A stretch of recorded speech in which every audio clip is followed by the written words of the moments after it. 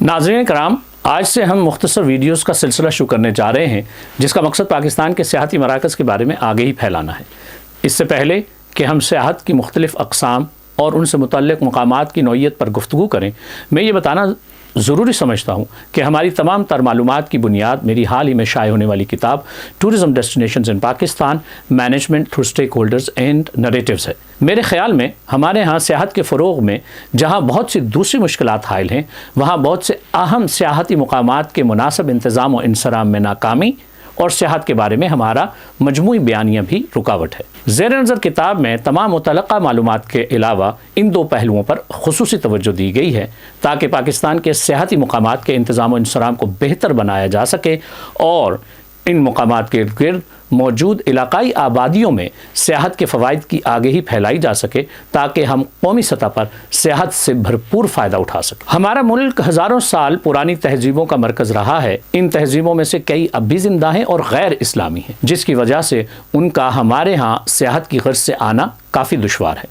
हम अपनी इस सीरीज़ में इस बात का इयादा भी ज़रूर करेंगे कि कैसे अपनी तालीमात और अक़दार को नुकसान पहुँचाए बग़ैर गैर मुस्लिमों को अपने मुल्क में सियाहत के लिए खुश आमदीद कह सकते हैं। वैसे तो हम सभी जानते हैं कि सियाहत किसे कहते हैं, लेकिन फिर भी इसका इयादा मुनासिब रहेगा। सियाहत उन तमाम सरगर्मियों का मजमुआ कहलाता है जो कोई भी शख्स अपने ऐसे सफ़र के दौरान करता है जो उमूमी ज़िंदगी से हट कर हो और जिसका दुरानिया मुसलसल 1 साल से कम हो।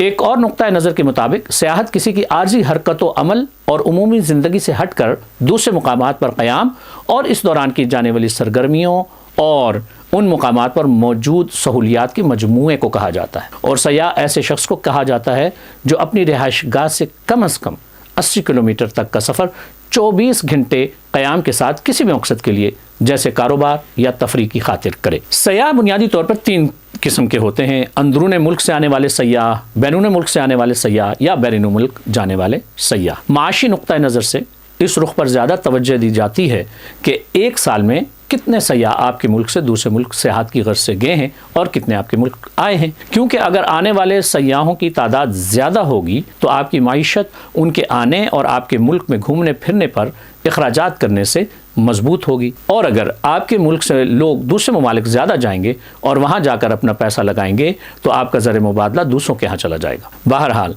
आज की महफिल में हम एडवेंचर टूरिज़म यानी मुहिमजोई की सियाहत पर बात करेंगे। पाकिस्तान को कुदरत ने मुहिमजोई की सियाहत के लिए बेपनाह मौक़े अता किए हैं और दिलचस्प बात यह है कि मुहिमजोई की सियाहत हमारे अकायद से मुताबिकत भी रखती है। इसलिए एडवेंचर टूरिज़म की तरवीज का बयानिया बनाना बहुत आसान है, लेकिन ऐसे मुकामात जहाँ मुहिमजोई की सियाहत की जा सकती है उन मुकामात के इंतज़ाम इंसराम और देखभाल एक अहम पहलू है जिस पर हमें तवज्जो देते रहना चाहिए। सियाहत की दुनिया में आजकल हलाल टूरिज़म का बहुत बोलबाला है।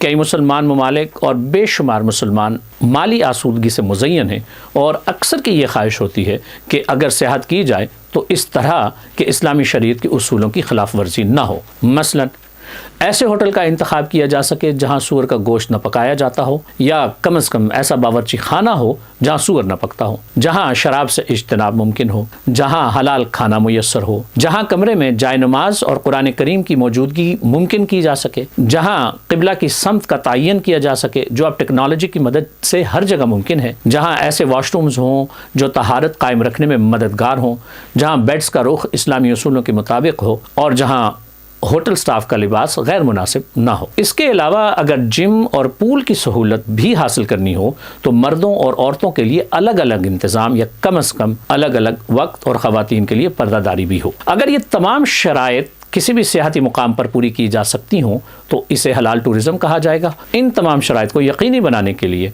और सयाहों के एतमाद के लिए हलाल सर्टिफिकेशन का होना ज़रूरी है। दुनिया में कोई भी होटल किसी भी इस्लामी या गैर इस्लामी मुल्क में हलाल सर्टिफिकेशन रखता हो तो हलाल सियाहत की मेज़बानी का अहल तस्वर किया जाएगा। मज़े की बात यह है कि पाकिस्तान के तमाम होटल्स हलाल सर्टिफिकेशन के मायार पर तो पूरा उतरते हैं, लेकिन हलाल सर्टिफिकेशन न रखने की वजह से हलाल टूरिज़म के फ़वाइद हासिल करने से कासिर हैं। और दुनिया भर के ऐसे सयाह जो हलाल टूरिज़म के ख्वाहिशमंद हैं उन्हें पाकिस्तान की तरफ मुतवज्जे नहीं कर सकते। गैर इस्लामी दुनिया के कई ममालिक ایسے ہوٹلوں اور ایسے شہروں کی تعداد میں اضافہ کرتے چلے جا رہے ہیں جہاں حلال سرٹیفیکیشن والے ہوٹلز موجود ہوں تاکہ آسودہ حال مسلمانوں کو سیاحت کے لیے خوش آمدید کہہ سکیں اور اپنی معیشت کو فائدہ پہنچا سکیں۔ مثلاً جاپان اور اٹلی اس سلسلے میں آج کل بہت کام کر رہے ہیں۔ آج کل کے دور میں حلال سرٹیفیکیشن مسلمان ممالک میں موجود ہوٹلز اور ریسٹورنٹس کے لیے بھی بہت فائدہ مند ہے، کیونکہ کھانے پینے کی اشیاء خصوصاً درآمد کی جانے والی ساسز یعنی چٹنیاں، سپریڈز اور گوشت کے حلال ہونے کو یقینی بنانے کے لیے حلال سرٹیفیکیشن کرانا ضروری ہے۔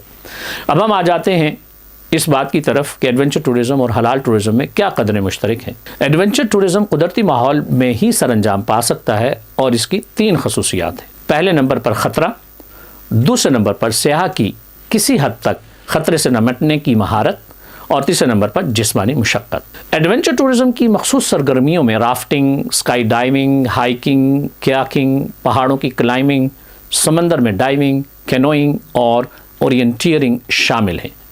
حلال ٹورزم میں سیاحت کے دوران صرف اور صرف جائز سرگرمیوں میں حصہ لیا جا سکتا ہے، اور ایڈونچر ٹورزم کی تمام سرگرمیاں اسلامی شریعت کے مطابق جائز ہیں۔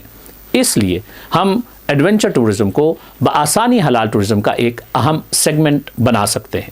آج کی نشست کا یہاں اختتام کرتے ہیں اور اگلی محفل میں ایک ایک کر کے ایڈونچر ٹورزم کی تمام اقسام کے متعلق آپ کو آگہی فراہم کریں گے۔ مزید معلومات کے لیے میری حال ہی میں پبلش ہونے والی کتاب tourism destinations in Pakistan, management through stake holders and narrative سے استفادہ کیا جا سکتا ہے۔ کتاب اپنی دہلیز پہ حاصل کرنے کے لیے رابطہ کیجیے